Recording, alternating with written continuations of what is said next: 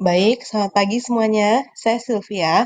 Di sini saya akan mempresentasikan tugas psikologi komunikasi digital, yang mana saya mengambil tema mengenai Threads. Threads yang merupakan micro brand dari Metaverse, di mana Threads sendiri merupakan aplikasi yang mana juga sister brand dari Instagram. Ya, di situ Threads ini semacam forum digital yang bisa digunakan oleh masyarakat umum untuk mengungkapkan pendapatnya. Di sini saya sudah melihat beberapa orang sudah menggunakan Threads sebagai alat untuk digital communication atau untuk media promosi. Oke. Oke, tujuan dan manfaat penelitian di sini adalah menganalisa bagaimana tren penggunaan Threads di Indonesia sebagai media komunikasi sekaligus media digital marketing. Karena di sini saya sudah lihat ada beberapa orang atau masyarakat Indonesia yang menggunakan Threads sebagai media untuk mempromosikan baik itu jualannya ataupun menjadi affiliator market. Jadi dia akan memberikan kayak semacam cerita bahwa dia ini adalah pekerja, tapi dia itu menggunakan certain produk yang mana produk itu tuh sebenarnya adalah affiliate, dia itu affiliate-nya, tapi dia tidak serta-merta langsung memberitahu bahwa dia itu affiliate-nya. Jadi di situ dia akan memberikan cerita bahwa dia adalah seorang pekerja dan saya menggunakan produk ini gitu untuk membantu pekerjaan saya, dan dia akan memberikan link dari mana produk tersebut agar orang bisa mengklik dan mengetahui, oh ini produk yang dimaksud gitu. Jadi secara tidak langsung adalah soft marketing yang menurut saya soft sell lah ya, soft sell marketing. Tapi menggunakan menggunakan media Threads itu. Nah, di situ kan orang akan atensinya akan masuk dengan memberikan kayak komentar-komentar, memberikan respon dari post tersebut gitu. Oke, landasan teori yang digunakan adalah word of mouth, yang mana saya nggak bilang ini harus influencer ya, bisa jadi semacam micro influencer atau KOL. Kalau influencer kan di Indonesia menurut saya sudah negatif ya, maksudnya bukan negatif sih, maksudnya orang untuk percaya 100% sama influencer tuh agak-agak sulit gitu. Mmm, Mungkin lebih menggunakan micro influencer atau KOL gitu, yang mana memberikan kayak narasi yang lebih relatable ke orang-orang di kehidupan sehari-hari. Nah, di situ dari narasi tersebut maka secara tidak langsung di soft sell lah produk yang akan yang dipromosikan gitu. Mmm, Theory of planned behavior, ya dengan KOL atau micro influencer ini, mereka itu memberikan narasi yang gimana caranya mereka sebenarnya di dalam cerita tersebut mau menjual produk ini, tapi tidak secara merta-merta mau menjual produk ini secara langsung gitu. Mungkin contohnya sebagai orang yang bekerja di daerah perkantoran, dia menggunakan vitamin ini untuk menjaga imunnya gitu.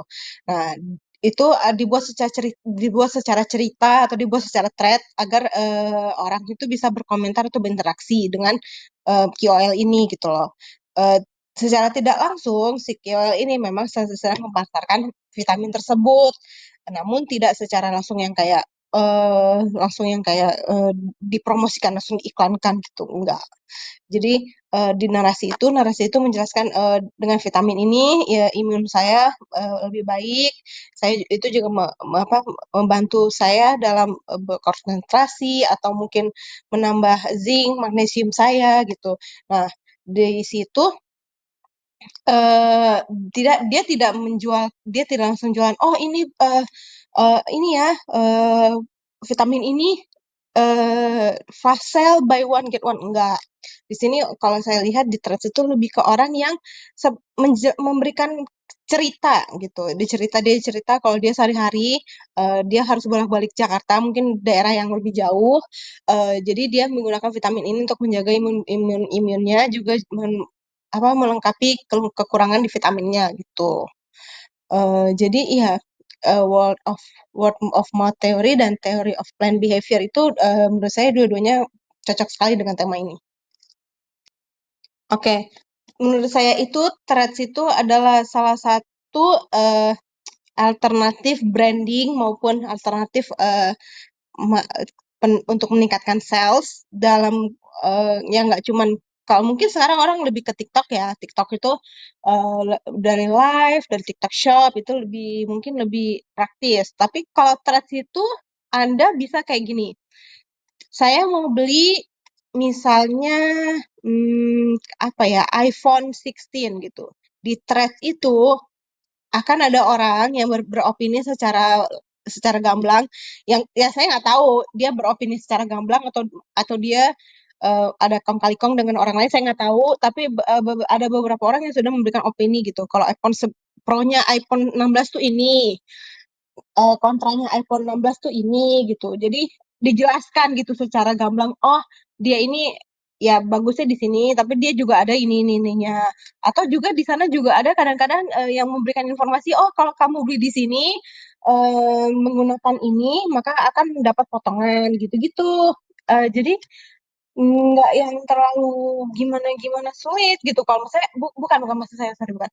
Lebih ke kayak kita bisa bertukar pendapat dan mendapatkan masukan mengenai suatu masalah pun bahkan sering ya dibahas di threads gitu. Tapi kalau di sini kan kita ngomongin marketing, jadi kita lebih ngomongin marketing, jadi kita ngomongin produk atau jasa mungkin ya. Atau mungkin kalau di threads tuh, oh di dokter ini ada ada perawatan ini dengan harga yang cukup terjangkau atau untuk musim hujan jas hujan ini gitu dan itu nanti akan berkesinambungan dengan orang yang memberikan kayak opini mereka oh di sini yang ini kurang bagus nih tapi yang merek ini bagus gitu jadi di sana di threads itu Anda tidak serta-merta cuma lihat nonton atau cuma bertanya mungkin detail produknya, tapi Anda juga mendapatkan informasi dan bisa dijadikan pro dan kontra untuk Anda membeli suatu barang gitu loh. Oke, baik itu sekian dari saya. Terima kasih atas perhatiannya. Mohon maaf jika ada salah-salah kata. Terima kasih.